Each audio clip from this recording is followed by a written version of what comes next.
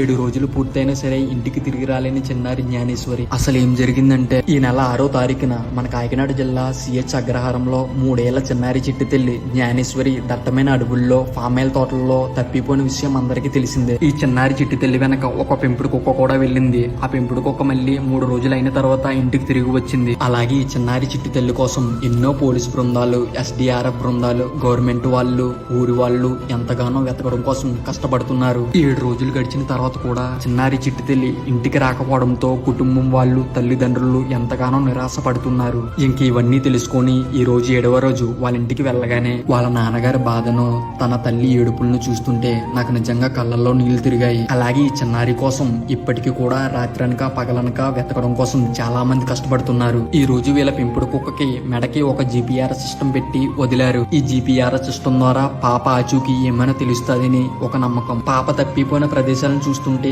దట్టమైన కొండలతో, దట్టమైన అడవులతో నిండి ఉన్నాయి. ఈ ప్రదేశాలన్నీ చూస్తుంటే ఎంతో భయంకరంగా ఉన్నాయి. చిన్నారి జ్ఞానేశ్వరి ఎక్కడున్నా ఇంటికి త్వరగా రావాలని మనందరం మనస్ఫూర్తిగా దేవుణ్ణి కోరుకుందాం.